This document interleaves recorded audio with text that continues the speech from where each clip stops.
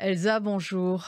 L'enchaînement de ces cités volontaires reste en travers de la gorge. Quand il s'agit d'une icône, la déception s'ajoute à la colère. Dès 1955, le Vatican savait les agressions sexuelles commises par l'abbé Pierre, né Henri Grouès. L'Église de France savait aussi et le fera même interner dans une clinique psychiatrique. Il est un grand malade mental, pense-t-elle, sans jamais lui retirer son ministère. Son antisémitisme non plus ne freine rien, un antisémitisme de jeunesse qu'il ne reniera pas et qui le verra compter les juifs ou, répondant au tropisme du genre, les fantasmer regorgeant d'or. Le 13 juillet 2004, quand il est fait grand croix de la Légion d'honneur, l'État est alerté par le Vatican que l'homme est dangereux. Le politique ferme alors les yeux, que l'Église fait mine d'ouvrir, mais n'ouvre qu'à moitié. Abbé Pierre, la fabrique d'un saint de Laetitia Chérel et Marie-France Etchegoyen, étale au-delà de la dualité de l'homme l'engourdissement généralisé et la myopie qui perdure sur le caractère systémique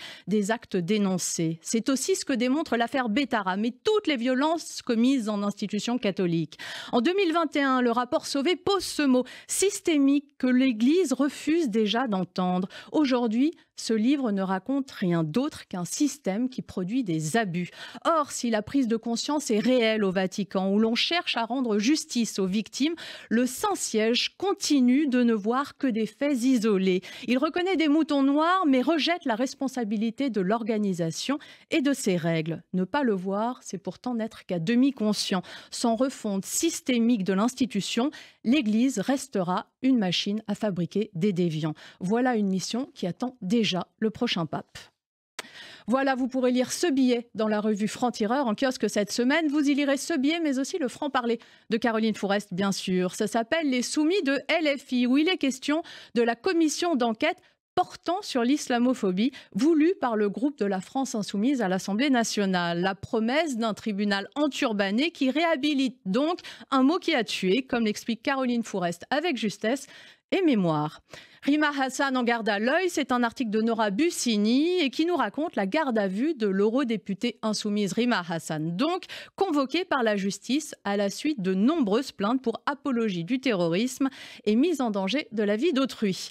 Et puis RN en pleine marinade, c'est un article d'Alexandre Borieux, il nous raconte le boxon au Rassemblement national, il n'y a pas d'autre mot. Il est né du mot d'ordre de Marine Le Pen, laquelle refuse d'étudier un plan B si son inéligibilité était confirmé. Le complot de la semaine, c'est Rudi Reichstadt qui nous le raconte. JDD, compas et marteau, comment l'hebdomadaire droitiste du dimanche enchaîne les fake news et les intox pour argumenter son désaccord à une loi sur l'euthanasie et la fin de vie assistée. Le dernier mot de Christophe Barbier cette semaine, c'est humilité et il nous parle de la réélection de Marine Tondelier à la tête du parti écologiste. Punir comme un Nuremberg, c'est ce que nous dit l'avocate ukrainienne et prix Nobel de la paix 2022, Oleksandra Matvichuk, dans un grand entretien mené par Caroline Fourest. Elle enquête sur les crimes russes et espère les voir punis par une cour internationale. Pour Franc-Tireur, elle nous dit comment croire encore en la justice entre un Conseil de sécurité paralysé par le veto russe et l'Amérique, dirigée par un Trump qui renonce à tenir tête à Poutine. Et c'est aussi la une de notre journal cette semaine. Crime russe, assez, oui, assez, en gros, en gras et en majuscule. En dernière page, le portrait qui fâchera le média Frontières. Cette semaine, Frontières sans limite. Il est nationaliste, pro-russe, xénophobe. Frontières n'est en réalité qu'un support sur papier glacé qui sert de rampe de lancement à l'extrême droite. Plein de choses encore dans ce numéro 180 de Franc-Tireur. Et comme chaque semaine, l'éditorial de Raphaël Enthoven. La vieille peur, c'est celle qui, face à l'islamisme comme face à la Russie, pourrait voir nos dirigeants rejouer les accords de Munich quand Hitler envahissait les Sudètes pour protéger prétendument les germanophones opprimés. On entend les genoux claquer et les faux arguments fusés. Voilà, la rédaction ne faiblit pas dans son soutien à Boualem Sansal, évidemment, soutien que nous affichons comme chaque semaine en une de notre journal où l'on tient le compte de ces jours de détention pour délit d'opinion. Une honte, ça faisait 158 jours hier.